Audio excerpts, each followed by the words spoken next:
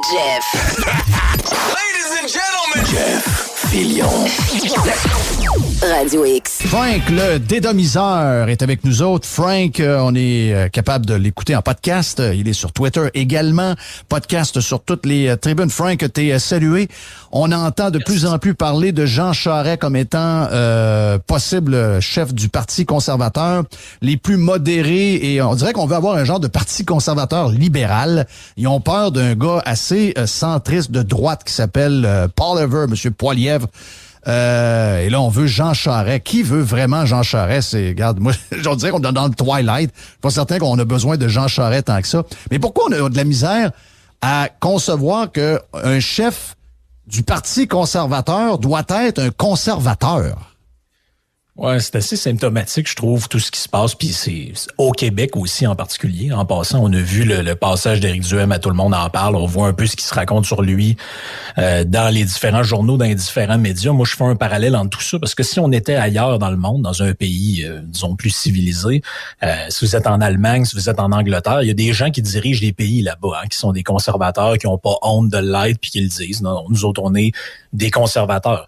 Ils passent pas leur temps à s'excuser d'exister puis à s'excuser d'être des conservateurs. Mais ici, au Canada, je sais pas qui nous a mis ça dans la tête. Et particulièrement, Frank, particulièrement au Québec, les députés, la délégation des députés conservateurs du Parti conservateur du Canada, c'est une gang de... Regarde, j'ai entendu le mot « pussy », je trouve ça un peu dur, mais regarde, allons-y avec... c'est une gang de conservateurs habillés avec une chemise rouge. C'est des libéraux. J'ai trouvé ça un peu dur, le terme utilisé, mais il y en a qui trouvent vraiment qu'ils sont très, très momounes comme conservateurs. Non, exact. Puis tu sais, ici, le conservatisme, c'est vu comme une maladie. Puis d'ailleurs, c'est drôle parce qu'on peut faire le parallèle avec la COVID. C'est une maladie dont tu peux être symptomatique et asymptomatique. C'est-à-dire que quand, par exemple, Duhem va à Tout le monde en parle, qu'est-ce qu'on lui dit? On dit, ouais, vous avez l'air modéré. Là. Ce que vous dites, c'est modéré, tout le monde est d'accord, blablabla, tout est correct. Mais derrière vous, il y a des gens bizarres, là. Puis ça, oui.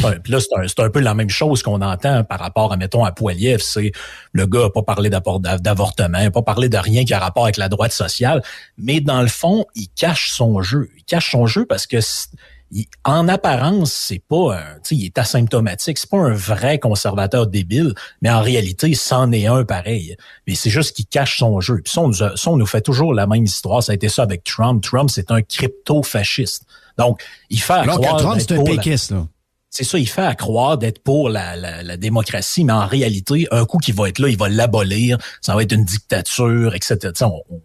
On s'en rappelle de toutes ces niaiseries-là. Il y avait 3-4 articles par jour pour nous parler de ça. Là, ça a un peu disparu parce que ça a mal vieilli, mais c'est un peu ça. Puis tu sais, Jean Charest, je veux dire, pour moi, il n'y a pas de meilleure définition de ce que c'est qu'un politicien que Jean Charest. C'est-à-dire quelqu'un qui, dans son garde-robe, il a toutes les jaquettes possibles. Tu sais, si ça se trouve, je faisais une blague là-dessus sur Twitter, il attend de savoir si le Parti libéral canadien va sacrer dehors Justin Trudeau, parce que tu sais, il sait pas encore lequel des deux jobs il veut prendre. Ouais, c'est ça. Ah, mais remarque, c'est un peu là qu'on est. Ouais, mais remarque, tu prends Gérard Deltel, tu prends Paulus, tu prends toute la gang qu'on a dans la région de Québec, Choix Radio X a aidé à se faire une carrière politique avec nos idées conservatrices. Ces gens-là, demain matin, ils arrivent de quoi, puis ils switchent libéral, puis ça passe même. Là. Je fais pas d'histoire. Oui, parce que même eux, c'est ça la phrase que je te disais, même les conservateurs voient leur propre valeur comme un problème, comme une genre de maladie. Mais est-ce que vous imaginez 2 secondes quelqu'un qui se présenterait à la chefferie du NPD puis qui disait « Écoutez, moi, là, j'incarne vraiment une version soft et molle du NPD, puis ceux qui ont vraiment des vraies valeurs néo-démocrates, là, je vais les mettre d'un coin, puis ils parleront plus, puis tu sais, moi, dans le fond, je suis pareil comme les libéraux puis les autres. » Tu sais, ils se feraient jamais élire, puis on dirait « Ben là...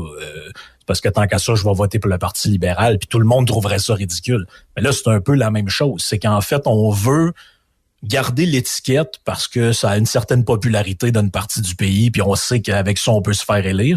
Mais tu sais, si on pouvait changer le nom du parti puis devenir des libéraux sans s'appeler les libéraux, ça ferait bien notre affaire. Je suis pas sûr que c'est une recette bien gagnante. D'autant plus que ça fait 2 mous qui essayent, là. Oui. Ça marche pas, leur affaire. Ça marche pas. Un peu, là. Non, mais ils sont sûrs que c'est le seul moyen de battre Trudeau, c'est d'avoir quelqu'un de mou, style libéral. Mais oui, mais il l'avait essayé 2 fois. Mais non, il l'a essayé 2 fois. Puis comme je t'ai dit, vu que c'est vu comme un problème, comme un peu une maladie, pour beaucoup de gens qui ont une hostilité profonde envers les conservateurs, ils savent pas pourquoi, mais ils en ont une. Bref, ça les regarde. Mais eux, qu'est-ce qu'ils se disent? Peu importe si le gars est modéré. Le gars, il arrive, il commence son monologue en disant « Bonjour, je suis le nouveau chef du Parti conservateur, je suis pro-choix, anti-armes, je suis pour le droit des LGBTQ, toutes les lettres que tu veux rajouter. » Et qu'est-ce qu'on dit le lendemain? Ouais, lui, il est modéré, là, mais je te dis qu'en arrière de lui, t'as une méchante gang de malades. Ouais, ça. Elle l'a fait. Mais parce que Poilievre, là, moi, je m'informe avec mon chum Denis de Beautiful qui est impliqué en politique dans le coin d'Ottawa. Il me dit, écoute, ils le connaissent depuis qu'il est kid, là. C'est un Stephen Harper, donc c'est un gars de droite, de centre droit économique. C'est pas très épeurant comme gars, là. La seule affaire, c'est que il sait comment utiliser les réseaux sociaux, puis il est plus spectaculaire que Harper. Parce qu'il sait comment amuser un peu le monde, puis ça provoque des réactions. Donc, il sait comment faire du show. Ça prend du show en politique pour avoir de l'intérêt. La preuve, c'est que les gens le veulent comme chef parce que il a un peu de vie en dedans de lui. Mais pour le reste, là, c'est un gars qui sait compter. C'est un gars qui... s'exprime super bien. Ben oui, mais c'est très soft, là. Je veux dire, si on n'est pas capable d'endurer un gars comme ce gars-là, je veux dire, on est aussi bien de dire, ben gars, c'est le Parti libéral jusqu'à la fin des temps, là. Mais c'est parce que là, on est pogné, pas de chef au Parti conservateur, puis il y a Justin Trudeau qui fait ce qu'il veut en ce moment, là. Fait que le temps presse, là. Il faut élire quelqu'un. Puis Jean Charest, je sais pas pourquoi on l'a ramené. Ça n'a pas rapport. Been there, done that. On en a soupé de Jean Charest. Il n'y a pas personne qui le veut à part vous autres à l'interne. Là, ça a l'air qu'il dit qu'il y a des appuis les députés de la gang du Québec qu'on a pu voir dans les 2 dernières années, c'était quelle gang, ce gang-là, là. Puis on s'en doutait un peu même avant la COVID. On a vu comment c'est une gang de mous. Ils se sont fait faire pendant une semaine, vous allez me dire. Mais ils se sont fait avoir par Joël Lightbound. Je veux dire, quand même, là. Faut pas que tu sois fort, là. Mais tu sais, quel manque de flair politique. Quel manque de flair politique. Oui. Voulez-vous que je vous dise ce qui va arriver? Il va arriver que les médias vont supporter à demi-mot Jean Charest parce qu'étant le plus modéré de la gang. Et quand ça va être lui le chef, ils vont l'abandonner puis ils vont y mettre un poignard dans le dos. C'est ça qui va arriver. Et c'est exactement ce qui va arriver. C'est ça qui va arriver. Vous avez oublié le livre du bureau d'enquête sur Jean Charest, les liens avec Pensez-vous qu'ils vont pas ressortir ça? Ben oui, les conservateurs, je te dis qu'ils ont une morale douteuse, eux autres, regardez qu'est-ce qu'ils ont comme chef. Puis, tu sais, Justin Trudeau, on peut y reprocher ce qu'on veut, mais il a jamais été sur le bateau de Tony Accurso. Ben, tu sais, ce genre de patente-là, c'est ça qui va arriver.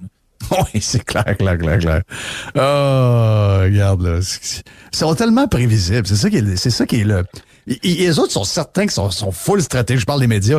On sont certains que, on va faire tel plan, puis ils nous verront pas venir. On vous voit faire venir gros de même. On sait comment vous êtes, là, sont tous, ça prend Jean Charest, ça prend Jean Charest. Ben oui. Jean Charest va être chef, va sacrer un grand coup de couteau dans le dos, ça va être fini, là. Oui. Ils vont faire élire...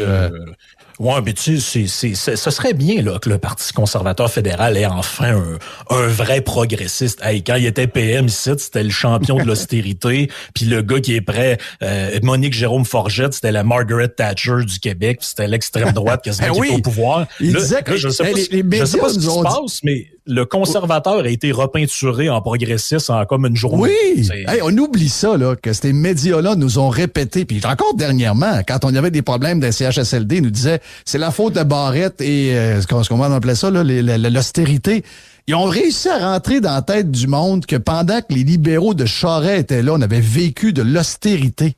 Alors qu'il n'y a eu aucune baisse de budget nulle part. Il y a eu des augmentations partout. La seule affaire, c'est que c'était des augmentations plus petites que prévues initialement. Mais juste ça, pour eux autres, c'était assez pour sortir le 45 tours. Ah ouais, donc, on y va avec le narratif. Puis on le sait, un mensonge devient rapidement une vérité dans les médias québécois. Et ils ont rentré ça dans la tête du monde que le gouvernement libéral, c'est un gouvernement d'austérité, alors que le gouvernement avait multiplié le nombre de fonctionnaires, que l'argent coulait à flot. Mais il n'y a rien à faire. Quand le train part, eux autres, ils ont quand même encore beaucoup de force. Si tu te présentes pour les conservateurs avec comme but d'être aimé, là, mauvaise stratégie. T'es aussi bien d'oublier ça. Thank you, Frank. Frank, le dédomiseur sur Twitter et également sur les différentes plateformes de podcast. Merci, Pat. Merci à Jerry. Excusez-moi, ça l'a roulé comme c'est l'enfer. Oui. Je dois aller prendre une douche. Regarde, on dirait que j'ai couru 20 km. Je suis brûlé. Mais sais-tu quoi? On va être en forme demain, pareil. Parce que demain, vers 7h, 7h15, je vais me promener dans l'Ouest. Oh oui. Avec Dom Morel. À demain, bye. Jeff Fillion. Réécoute les meilleurs moments. Sur Fillion.radiox.com. Radio X.